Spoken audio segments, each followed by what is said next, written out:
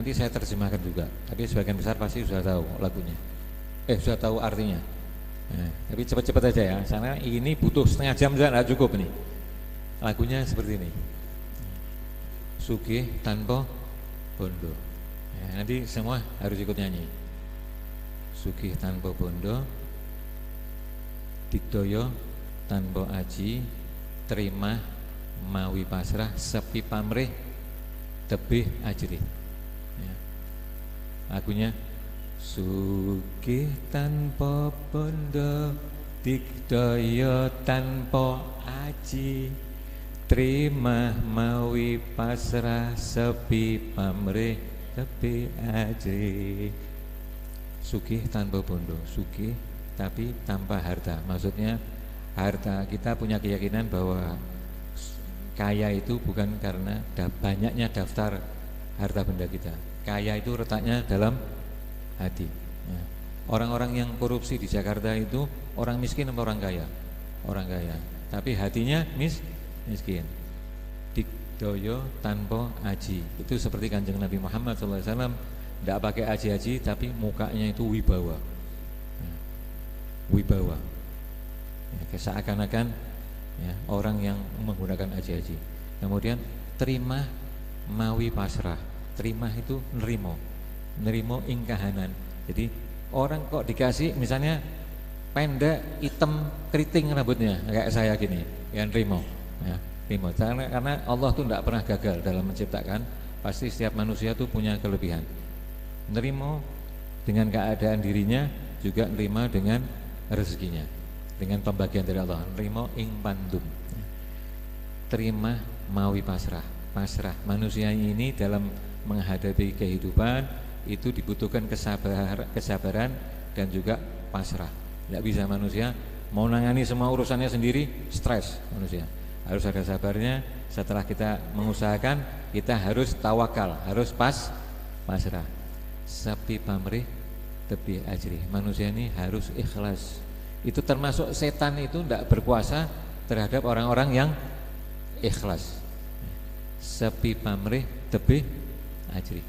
Jauh dari rasa takut. Kalau orang tidak punya rasa takut, seperti apa dia? Tadi dibahas di depan tadi, inna awliya Allahi la khaufun alaihim walahum yahzanun. Jadi sepi pamrih, tidak punya pamrih apa-apa. Apa yang dikerjakan itu semua ikhlas. Orang itu kalau berkata, berbuat ikhlas lillahi ta'ala, itu ucapannya sama perbuatannya lebih kuat, lebih powerful. Orang tanpa ikhlas maka sia-sia, percuma, jerih payahnya tidak ada artinya. Tidak bisa dinikmati di dunia, apalagi di akhirat nanti. Sepi pamrih tapi ajri. Ulangi ya. Sugih tanpa bondo, digdaya tanpa, terima mawi pasrah, sepi pamrih tapi ajri. Sugih tanpa bondo, digdaya tanpa aji, terima mawi pasrah, sepi pamrih tapi ajri. Sekarang refrennya. Langgeng tanpa susah, tanpa senang. Langgeng tanpa susah, tanpa senang. Pilih mana? Tanpa susah atau tanpa senang? Orang hidup tuh enak mana? Tanpa susah atau tanpa senang? Ini wajah-wajah yang kelihatannya tanpa senang nih. Pilih mana kira-kira? Tanpa susah, tanpa susah. Kebanyakan orang pasti akan pilih tanpa susah. Berarti hidupnya selalu senang. Sekarang pertanyaan gini, ada enggak orang yang hidupnya senang terus malah jadi orang sombong? Ada enggak? Ada. Hadir enggak di sini? Jadi orang juga senang itu bisa buat sombong. Terus bisa enggak orang yang senang terus hidupnya terpenuhi semua kebutuhannya, dia bisa lupa sama Allah? Bisa enggak lupa sama Allah orang itu? Kemudian tanpa senang. Orang yang tanpa senang berarti hidupnya susah terus. Ada enggak orang yang diberi susah malah jadi insaf, malah jadi sadar? Ada enggak? Ada. Orang yang dapat kesusahan malah dia kembali kepada Allah, malah dia menjadi orang yang lebih bijaksana, lebih bisa merasakan perasaannya orang. Oke. Jadi yang bagus yang mana? Tanpa seneng apa tanpa susah? Kalau gitu yang bagus yang mana? Tetap tanpa susah ya, tetap tanpa susah. Jadi maksudnya gini. Kalau susah ya, kalau kita lagi susah jangan terlalu susah, sewajarnya. Kalau senang juga jangan keterlaluan, karena akibatnya seperti tadi. Jadi ada resep ya, ada. Karena dua-dua ini terlalu susah itu ada gejolak emosinya juga. Terlalu senang juga ada gejolak emosinya juga. Yang bagus itu apa? Langgeng. Langgeng tanpa susah, tanpa seneng, anteng manteng, sugeng jeneng. Wah, kerendahannya. Langgeng tanpa susah, tanpa seneng, anteng manteng, sugeng jeneng. Jadi yang bagus itu langgeng. Tidak susah, tidak senang, tidak terlalu. Orang kok lagi susah itu tidak boleh membuat keputusan. Lagi susah langsung ngomong, saya tidak mau datang lagi ke Raudhah.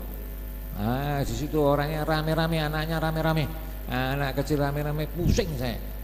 Sudah ngomong gitu, terlanjur ngomong gitu, ternyata malam Sabtu tidak datang, kesepian di rumah. Biasanya datang. Jadi orang kok lagi susah, saya tidak mau berteman sama dia lagi, percuma, ini orang selalu bikin kecewa. Orang kalau lagi susah pokoknya tidak boleh bikin janji, saya tidak mau gini, tidak boleh ya. Setiap kali kita dalam keadaan susah tidak boleh membuat keputusan, bukan janji. Tidak boleh membuat keputusan penting. Jadi keputusan yang penting tidak boleh dibuat dalam keadaan manusia stres, susah, tidak boleh. Kalau lagi senang ya, kan tadi kan tanpa susah, berarti hidupnya senang. Kalau lagi senang tidak boleh membuat janji. Orang kalau lagi senang jangan buat janji. Nanti biasanya kalau lagi senang itu, oh ya beres, nanti saya bantu, nanti saya datang. Begitu orangnya temannya pergi, dia baru mikir, astagfirullah, saya tanggal gitu kan sudah janji sama orang. Saya kan ini kan saya mesti punya perlu juga nih, duit ini kan mau saya pakai buat ini. Nah, jadi tapi kalau orang itu memposisikan diri selalu tidak berlebihan ya, kan yang paling bagus itu khairul umuri awsatuha, sebaik-baik urusan itu yang di tengah. Jadi kita kalau orang itu selalu bisa di tengah ya, tidak keterlaluan ya. Kalau senang tidak keterlaluan, kalau lagi benci juga tidak boleh keterlaluan. Itu dia biasanya selamat. Orang seperti ini selamat, biasanya hatinya itu tenang. Hati tenang, hatinya tumak ninah. Hatinya bisa tumak ninah, atau hatinya bisa sakinah, atau hatinya bisa mutmainnah. Itu kalau orang Islam itu yang paling bagus, yaitu hatinya selalu dalam keadaan tenang. Itulah sebabnya kita disuruh merawat, memperhatikan hati seperti kita menjaga bulu mata kita, mata kita. Kemudian anteng manteng, keadaan diri kita ini anteng manteng. Manteng itu apa bahasa Indonesianya? Manteng. Ayo, siapa yang bisa? Fokus. Ada yang bilang fokus. Apa lagi? Ada yang bilang mantap, Mbak. Anteng manteng, sugeng jeneng. Sugeng jeneng itu namanya harum. Ini seperti doanya Nabi Ibrahim. Apa doanya Nabi Ibrahim? Waj'alli lisana sidqin fil akhirin. Jadikanlah ya Allah namaku ini sebutan yang baik. Namaku ini harum untuk orang-orang yang datang nanti. Waj'alni lisana sidqin fil akhirin, yaitu umat yang datang berikutnya, jadikanlah namaku ini harum. Kita kepengen enggak meninggalkan dunia dengan nama harum. Atau mau dikenang cuma gini aja, fulan meninggal tanggal sekian, selesai. Tidak ada yang mengenang. Nah, rugi ya. Kita kepingin dikenang, kemudian didoakan. Setiap orang pasti mengingat itu. Dan Nabi Ibrahim itu doanya terkabul enggak? Terkabul. Kita mengenang Nabi Ibrahim setiap hari berapa kali? 5 kali. Waktu sholat di tahiyat akhir. Nah, kemudian setiap tahun juga kita mengenang semua tentang Nabi Ibrahim, yaitu waktu kita melaksanakan ibadah haji. Nah, sekarang ulangi ya.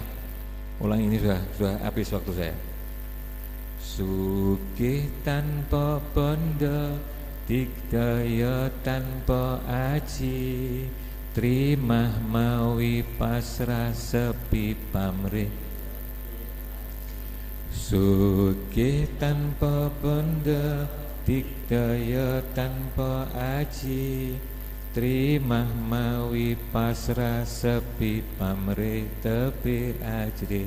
Langgeng tanpa susah, tanpa seneng, anteng manteng sugeng jeneng.